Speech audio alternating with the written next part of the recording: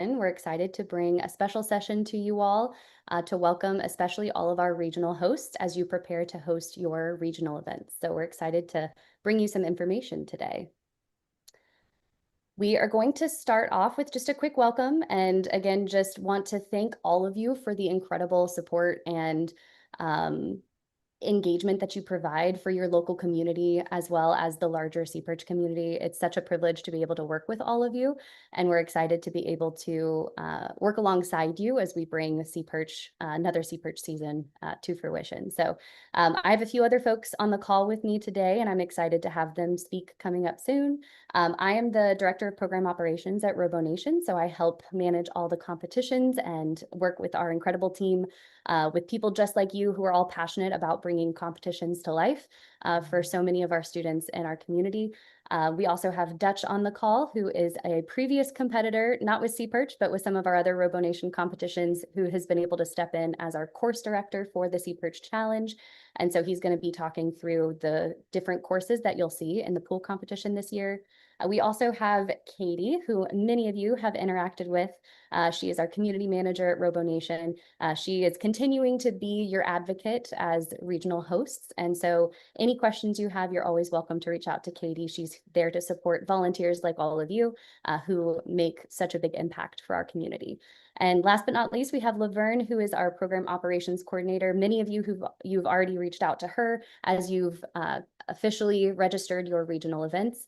So continue reaching out to her. She has all the information you need so that you can be best prepared to get all of your slots ready for the international challenge. So today we have a lot of information we want to cover, but feel free to throw your questions in the chat. We're here to answer them. Any questions that we don't get to, we will be happy to follow up with over email. So we are ready to cover a lot of information for you and hopefully answer your questions. We're going to go through the 2026 season. All the information that we're sharing today is also available in the resources that are found on the website. So make sure that you have already seen the team handbook and the course build guide, because all the information we go over today is available there in much more detail. We also are going to go through the process of your international challenge invitations. So we want to make sure to cover any questions you may have on that front. And then we'll go through any of those questions that may be unanswered after we've gone through the whole session. As we go through again, throw out your questions, but also throw out any of the tips and tricks that you have, any of our seasoned regional hosts. We would love for you to throw out some tips for other regional hosts that may be joining, or some potential regional hosts that haven't even gotten started yet. We've gotten some requests for you all to share any of your tips and tricks that you may have that have made your local event successful. All right, so again, just want to do a huge shout out for just the incredible support across the entire world for the SeaPerch community. It is such an incredible opportunity to be able to work with all of you. This year, we are planning on having 76 regionals. We also have at least 230 invitations that are already pending out there. So it's going to be a very large international challenge, and we're excited about it. Represented across all of the regionals, we're expecting around 2,900 teams and then 12,000 students or more. So it's incredible work that all of you are doing in your local communities to make up this larger community and all the efforts that go into it. So thank you again for all the work that you do. I know it's not a small lift at all. As a reminder, as we go through today's session, these are just our recommendations based off of what your teams will see at the International Challenge. So none of the details that are outlined are going to be requirements for your local regional event. However, it is helpful for you to incorporate as much as you can, because it helps prepare your teams that do advance to the International Challenge to be better prepared. But just want to make sure to remind you all that none of this is required. All right. So going into the invitation process, we are Right at the beginning of the process with the registration. So all of you have already registered your regional events. We have closed that registration. But as a reminder for any of you who may be interested in hosting events in the near future, we do hold a registration period, usually starting end of September, beginning of October, where we have regional events and hosts that are interested sign up to register their regional. We then review all of those, and we then give the approval or decline as far as if you are able to get international slots.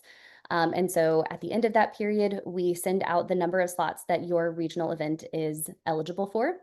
You obviously then move into hosting your competitions. We've already had a few that have already been hosted, and so it's a great thing to see and hear that they've already been successful, and we're already underway in a great SeaPerch season. After your regional event has been hosted, we then will be following up one day after your event with a post-regional form. This is where you'll get all of the instructions that you need to provide RoboNation with the list of qualified teams from your event that will fill those international invitations. So that form collects the team, school, and name, as well as the coach name and email. So we just ask that you fill out that form for each of the teams that will be progressing to the international event. So you'll get all that information one day after your regional event. If for whatever reason you don't receive that email and you haven't heard from us a number of days after your event, please reach out to us. Sometimes emails don't end up ending in the inbox as we plan for them to. So just make sure that you do hear from us and you provide that information to us so that we can make sure that your teams get the information they need to get started with their registration.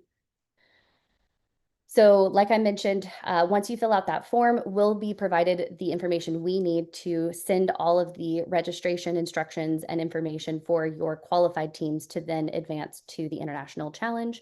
And we'll reach out directly to the coaches with the information that you have provided. Registration for the International Challenge will open on January 15th. So any of the regional events that happen up until January 15th, we will notify the coaches of those qualified teams that we have received word that they are advancing on to the International Challenge, but the registration instructions will start being sent out in January.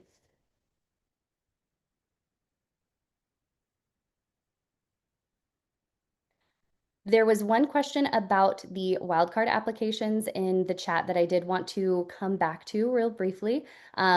We are talking about the regional events, and so that is one way to advance on to the International Challenge is by securing a slot in the regional event. But we also have a second opportunity with the wildcard applications. Those are actually live right now, so you can access that through the SeaPerch website. So any teams that are currently planning to participate in a regional or teams that don't have access to a regional are eligible to apply through the wildcard application. A certain amount of them are able to earn a slot for the International Challenge. I will say that there is priority given to those teams that don't have access to a regional in their area with that wildcard application. So the priority is given to those teams that don't have access to any local regional event in their area. All right. I did want to go over briefly again for any potential new regional hosts, the process and criteria for earning invitations for your regional. So as you can see here, we have both open and closed events, and this is something that you'll provide in the regional form when you register your regional at the start of the season. For our closed events that are invitation only, you have the opportunity to earn up to 2 invitations based off of the number of teams that you are expecting in your regional event. Again, that information is collected in that regional host application. So as you can see there, we have 1 invitation for anything under 30 teams, and then anything over 30 teams, you'll receive 2 invitations. For our open events, it's a little bit different. And so we have it broken out 1 invitation for any of the events that have under 15 teams, 2 for under 30 teams, 3 for under 40 teams, and so on, as you can see.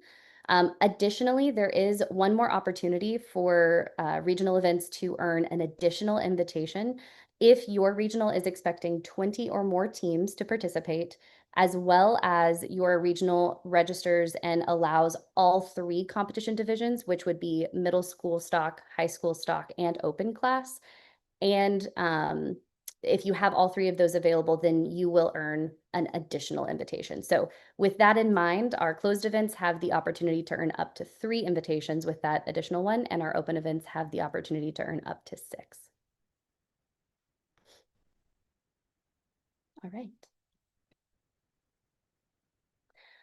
So I'm just going to give a quick overview of what the competition includes. Again, all the details for these individual activities are fully detailed in the team handbook particularly. So if you want to go into more detail on each of these, feel free to reference that and we'll be able to cover that in more detail for you.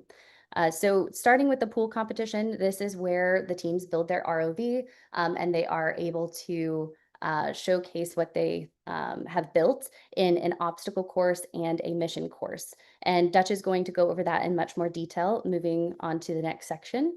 But before we do that, the second part of the competition is design documentation. We have a couple different activities with design documentation where the teams showcase their ROV design and their strategy preparing for competition.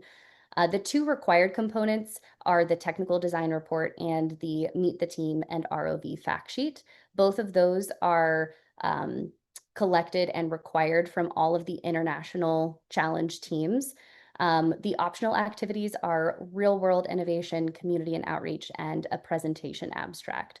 So we have a full detail of each of these various documentation submissions in the team handbook. We also have scoring rubrics that have been developed for each of these. So we've tried to make it as useful for all of you to be able to incorporate into your competitions so that your teams are able to prepare at the regional level before they come to the international challenge with these documents in mind. All right. I'm going to pass it over to Dutch to go over in more detail the pool competition and what you should see at the International Challenge. Hello, everybody. Hope everybody's doing well. Glad to see you're all here. So yeah, I'm gonna just go over the pool course competition, obstacle course, and mission course. So what you see here is an overview of what students can expect to see when they actually get to the International Challenge. This is our recommended way of setting up the pool course, but you of course don't have to do this, and some of you will have pools that are more shallow and may need to set these frames on the ground or may not build frames at all, but this is what we recommend. Just a quick overview. On the left-hand side, you can see that is our obstacle course, and then on our right-hand side, that is our mission course. One thing that is the same through for both of them is the surface vessel. So you can see those two at the pool wall. That's where the starting position is for every run for all of our lanes. So obstacle course is pretty much the same every single year. The only differences is the orientation of the hoops. We change those the day before competition actually starts. We'll make that decision as we put them into the pool. Essentially, the students are going to start surfaced inside of the surface vessel or yeah, next to or inside of, I believe it's only inside of the surface vessel. They will be given a countdown by the judges, and upon starting, they will go down and through each one of the hoops. The orientation or direction that they go through each one of the hoops is totally up to the students, as long as they return back without their tether being tied into one of the loops. So as long as it comes out. Another big question that usually comes up here is where the tether is required to go. The tether can go through the surface vessel or it can go next to the surface vessel. It's whatever the students choose to do there.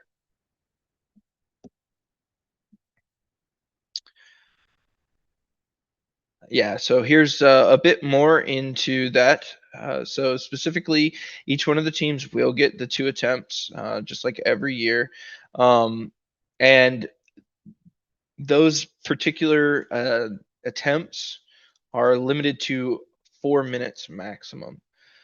So again, the navigation, the start is at the top of the water inside of the uh, surface vessel.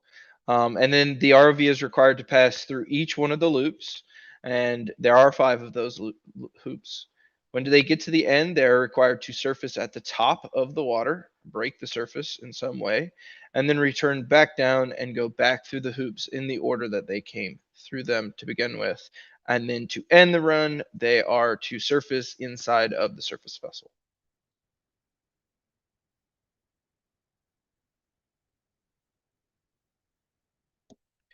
Moving on to the mission course. This one's a bit more detailed, so feel free to drop questions. And of course, if we can't answer them now, always reach out, and we will, of course, respond to your question as soon as we possibly can. So this is a mission course overview. It's comprised again of a surface vessel and then 2 frames, front frame and back frame. Um, Here on the front frame this year is our what we are calling a bridge, and then our back frame is a dam. And we'll go into each one of those particular elements moving forward.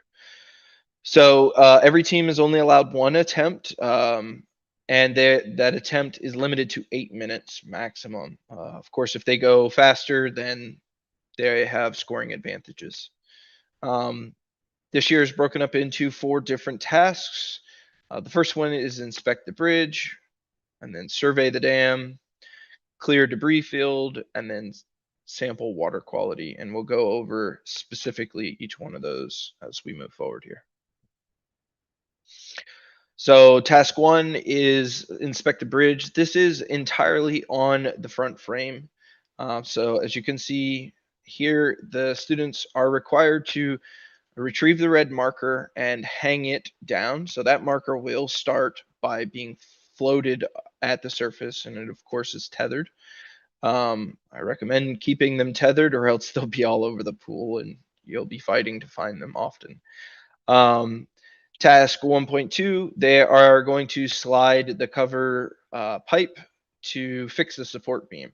There are multiple levels that they can slide this to, and so if you do decide to add this, just definitely make sure you understand that portion of the scoring, because it can be a little tricky, like if they move it just a little bit versus if they move it halfway or if they make it all the way.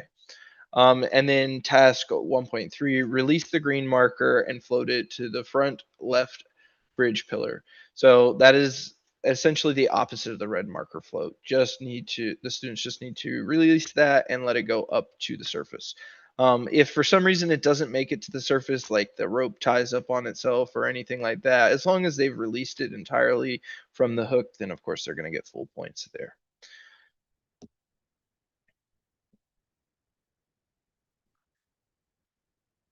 And so the next one is task 2 to survey the dam.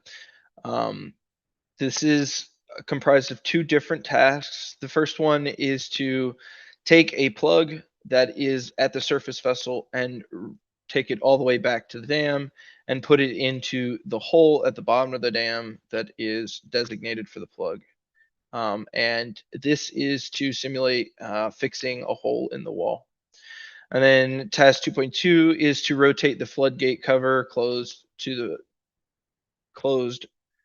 So this is simulating that one of the floodgates is not closing, and that it needs some manual help. So the students will rotate that down. This object should stay floating up naturally, but you may see that it doesn't. And if it doesn't, for some reason, that's why we have the little peg to rest it against.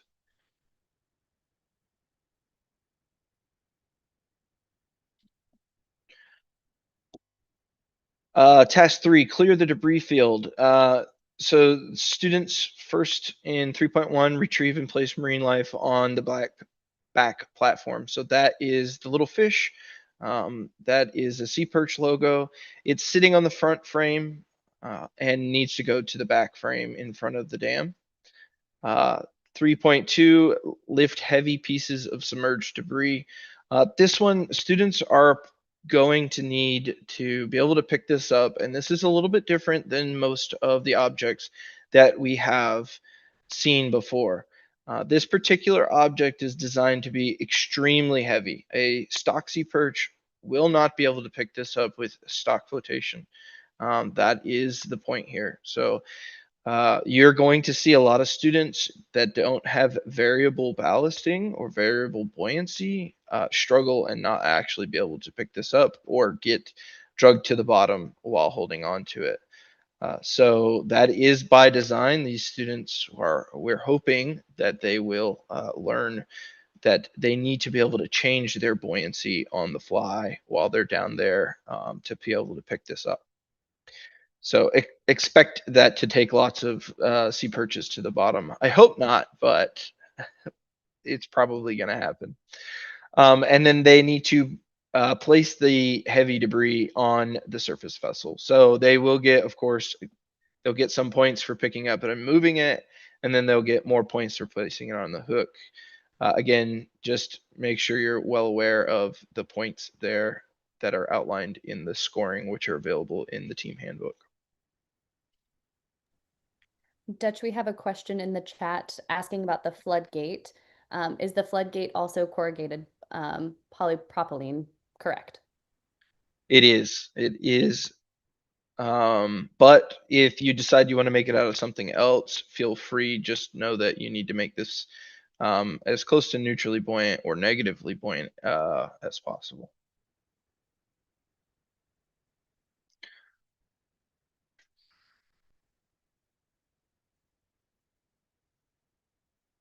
So then task 4 is sample water quality. This is reused from a couple of years back. Students need to, one, close the water sampler, and then two, pick it up and put it onto the surface vessel. Hopefully some of you have this from previous years. And I highly recommend using the exact rope and not trying to make it a different way. That rope makes this work really well. If you try to use a different rope, it it may get caught up trying to close, just to forewarn you.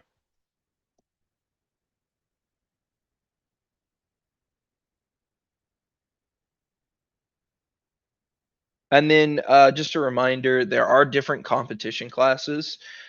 So here's a kind of an outline. There's a bit more detail on this competition classes in the handbook, so please refer to that. But they essentially put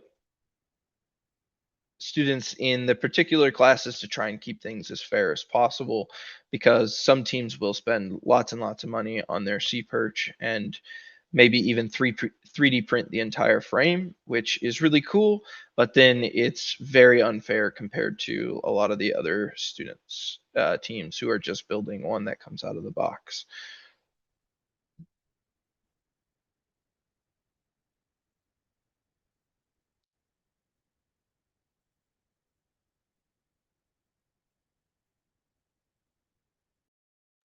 Apologies. I lost my screen, so give me 1 second and I will pull it right back up.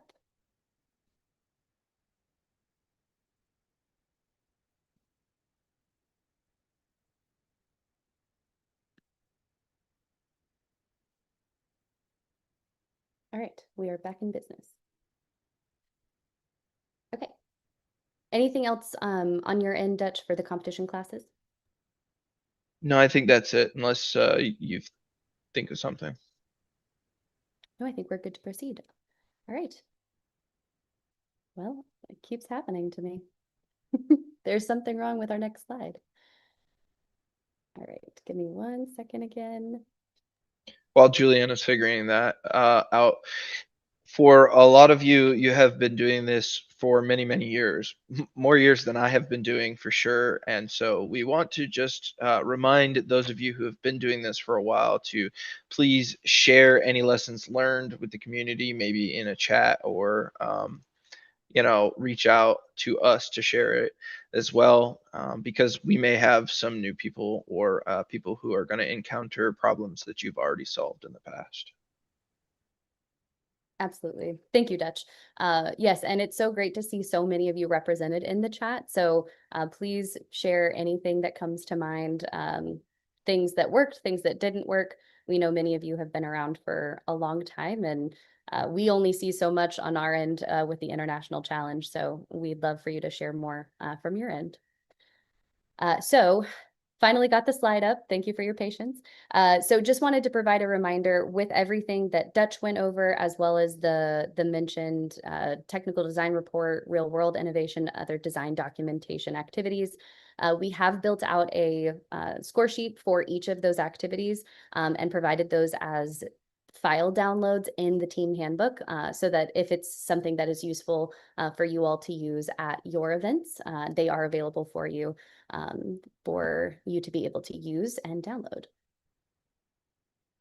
We did have a question come through on the competition classes regarding clarification with the 3D printed requirement. We do go into a lot more detail in the team handbook. So we encourage you to reference the team handbook to really go into each of the individual separation criteria for middle school, high school stock, as well as open class. So if you need further clarification with what is in the team handbook, please reach out to us over email and we'd be happy to address that.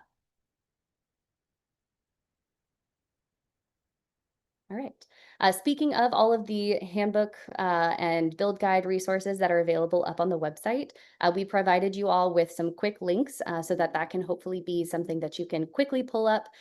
So like I mentioned, we have the course build guide that really goes into full depth on each of the elements that Dutch went over with building out your own version of the obstacle course and mission course. So all of that is available, including a full bill of materials and parts list, so that we can make it as easy as possible for you all to replicate or make your own for your individual events. So all of that is available in the build guide. We also have the team handbook, which is primarily built out for the teams that are going to be advancing to the International Challenge. But like I mentioned, we outline everything that we build into the International Challenge for all of you to be able to access and incorporate into your competitions. So those scoring rubrics and any of our supporting files and resources are linked in that handbook for easy access for you to be able to utilize as well. And then, of course, all of that is hosted on the competition website. So as we continue to release more and more information for the upcoming International Challenge, that website will provide all the resources that are developed and information that is needed for that. So as you are preparing any of your teams to advance on, we ask that you at least point them towards that website. That website should have all the information that any team will need to prepare for the challenge. The last resource that you see up on the screen is one of our newest resources that our team has pulled together. And so if you click there, that will take you to a document that is how to host a regional competition. So like we've mentioned, we're expecting a few of you may just want to get started with hosting your own, or you're new to hosting your own event. Maybe you're taking it over from someone who's done it before. We're hoping that this resource can really be a useful tool for you. It has been built out from many veteran individuals on our staff, as well as veteran regional coordinators. And so we hope that that can really be a useful tool as you prepare for this year or future years hosting your own event. All right. So we do have one other session that we're planning to do this season. So if any of you are dual-hatted or work closely with your coaches, we are planning to do a coach kickoff in the end of April, April 30th, as we prepare for the International Challenge. So at that point in time, the regional events will have concluded and we will have all of our invitations out to our international teams.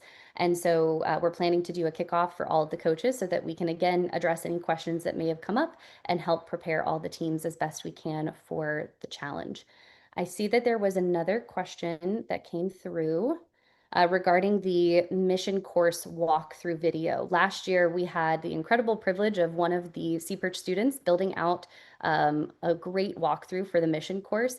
And so this year we were able to engage with him again. And so he's actually hard at work right now building out that walkthrough, and we're planning on releasing it in January. So we are going to be able to release that very soon. And we hope that that can be of great use for all of you, and especially with any of your volunteers, your judges. I know that that was one of the biggest things that it became useful for, is training up judges for the competitions. And so we're hoping that that can be useful. We'll get it out as soon as we can finalize it. All right. I think we're slowing down on any questions. We did have a few. Oh, we have another question. What is a typical size of regional regarding number of teams?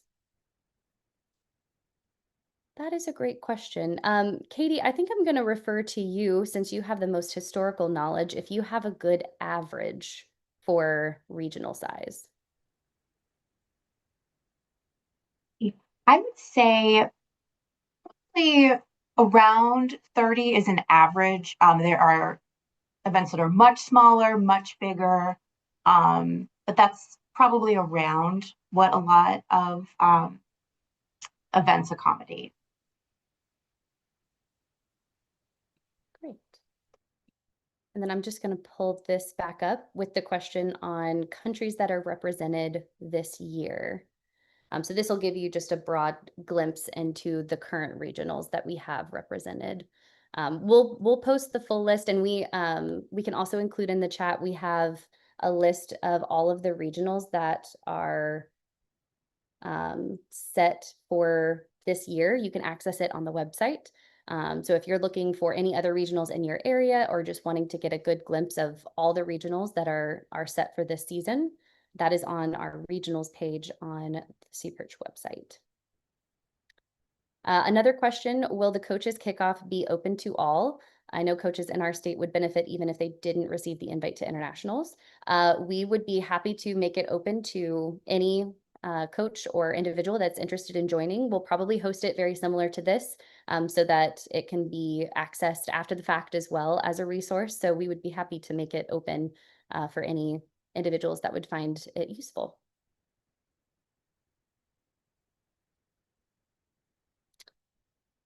Further calculation for the current regionals we have this season, it does look like the average number this season is around 40. So we are seeing larger ones this season, and they are ranging between 20 to 70 teams.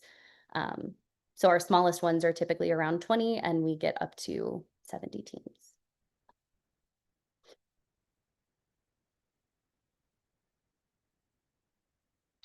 Wow.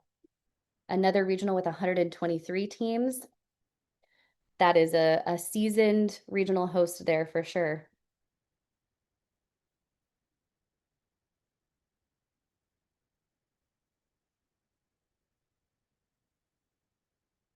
All right. Any other questions? I know we have a lot of seasoned support on the call with us today. Any other tips and tricks from our staff for this group of community members?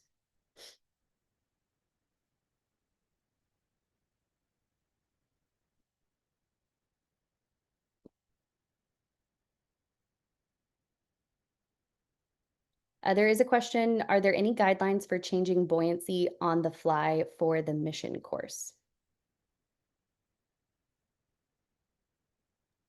I could give some ideas.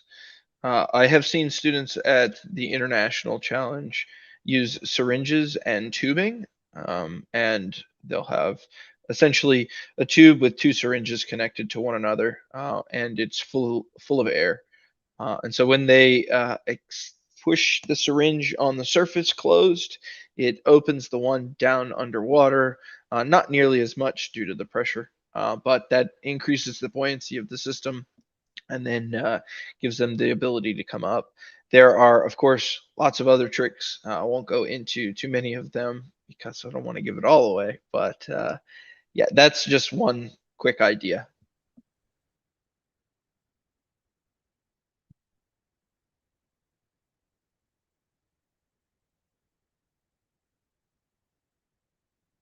All right. Thank you all for sharing so many tips and tricks. Obviously, biggest tip is the number of volunteers that you need to pull off your competition. We definitely understand that pain.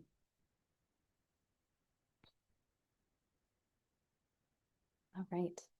Well, I think we'll go ahead and close it out for today. But thank you all so much for taking the time. We hope that this was useful to be able to go through the course as well as the competition and what you will see at the International Challenge and how that may filter into what you can prepare for your regional event. Just again, a huge thank you for everything that you do for your local community as well as the larger SeaPerch community. It's a privilege to be able to work with all of you, and especially thank you to any of you who are able to make it out to the International Challenge and help support your teams and the community. It's always a pleasure to be able to see you out there and be able to work with you there too. So thank you all. If you have any other questions after this, this will be available for you to come back to. But if you have questions, reach out to us over email. Our team is happy to help you in this journey of hosting your own event. So thank you all very much.